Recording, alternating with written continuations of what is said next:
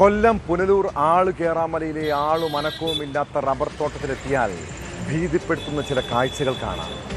കാട് മൂടിക്കിടക്കുന്ന, പകൽ സമയം പോലും ആളുകൾ പോകാൻ പേടിക്കുന്ന സ്ഥലം.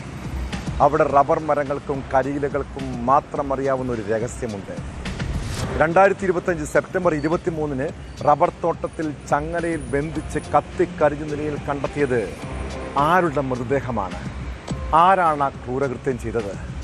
9 മാസത്തോളം പോലീസ് അന്വേഷണം നടത്തിയിട്ടും ഒരു തുമ്പും കിട്ടിയിട്ടില്ല. പ്രതിയെന്ന് ആദ്യം സംശയിച്ച അനിക്കുട്ടനാണ് കൊല്ലപ്പെട്ടതെന്നാണ് പോലീസ് കണ്ടെത്തൽ. എന്നാൽ പ്രതികളെക്കുറിച്ച് യാതൊരു സൂചനയുമില്ല. ഇതോടെ കേസ് അന്വേഷിക്കാൻ ക്രൈംബ്രാഞ്ച് എത്തുകയാണ്.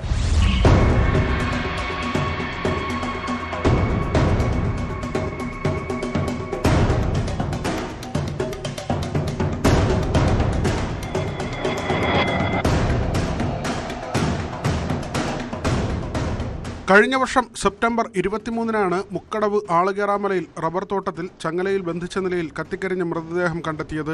ഏറെ മൃഗീയമായ കൊലപാതകമെന്നാണ് പോലീസ് തന്നെ ഇതിനെ വിശേഷിപ്പിച്ചത്. റബ്ബർ മരത്തിൽ കയ്യും കാലും ചങ്ങലയിൽ പൂട്ടി മുഖമുൾപ്പെടെ കത്തിച്ച് വികൃതമാക്കിയ നിലയിലായിരുന്നു മൃതദേഹം.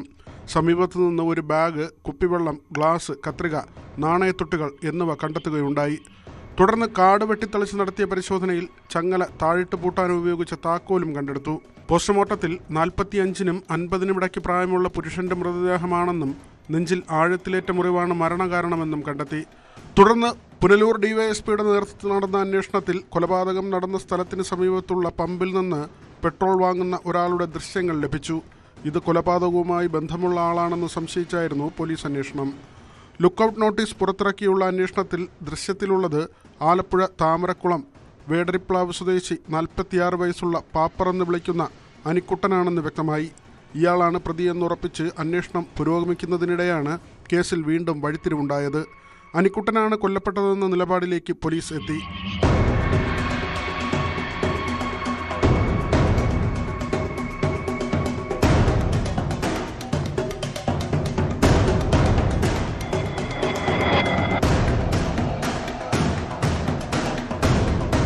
എന്നാൽ മൃതദേഹത്തിന്റെ ഇടതുകാലിന് ശേഷിക്കുറവ് തോന്നിച്ചിരുന്നെങ്കിലും അനിക്കുട്ടൻ ഇത്തരത്തിൽ പ്രശ്നങ്ങളുള്ള ആളായിരുന്നില്ല എന്ന് നാട്ടുകാർ പറയുന്നു. കൊല്ലപ്പെട്ടത് അനിക്കുട്ടനെങ്കിൽ കൊന്നത് ആരെന്നോ എന്തിനു വേണ്ടിയെന്നോ ഉള്ള ചോദ്യങ്ങളും ബാക്കിയാണ്. പോലീസ് അന്വേഷണത്തിൽ കാര്യമായ പുരോഗതിയില്ലാത്ത സാഹചര്യത്തിൽ അന്വേഷണം ക്രൈംബ്രാഞ്ചിന് വിടണമെന്ന് നാട്ടുകാരും പൊതുപ്രവർത്തകരും ആവശ്യപ്പെട്ടിരുന്നു. ഈ ആവശ്യമുന്നയിച്ച് പ്രതിഷേധ സമരങ്ങളും നടന്നു. ഇതിന് പിന്നാലെയാണ് സംസ്ഥാന ക്രൈംബ്രാഞ്ചിന് അന്വേഷണം കൈമാറിയതായുള്ള അറിയിപ്പ് വരുന്നത്. കേസിന്റെ ആദ്യ ഘട്ടത്തിൽ തന്നെ ഞങ്ങൾ ആവശ്യപ്പെട്ടു ക്രൈംബ്രാഞ്ച് അന്വേഷണം വേണമെന്ന്. ഇത് മറ്റ് ഏജൻസികളെ കൊണ്ട് അന്വേഷിപ്പിക്കണമെന്ന്, ഉന്നത ഏജൻസികളെ കൊണ്ട് അന്വേഷിപ്പിക്കണമെന്ന് ആദ്യം തന്നെ ആവശ്യപ്പെടുന്നത് ഞാനാണ്.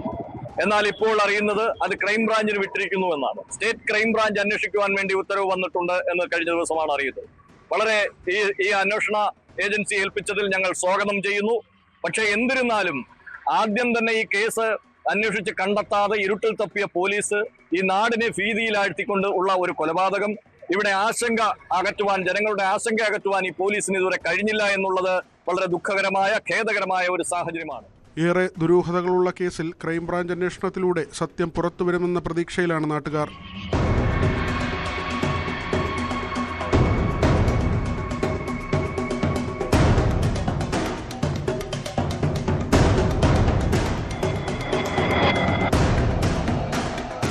ന്യൂസ് 18 പുനലൂർ.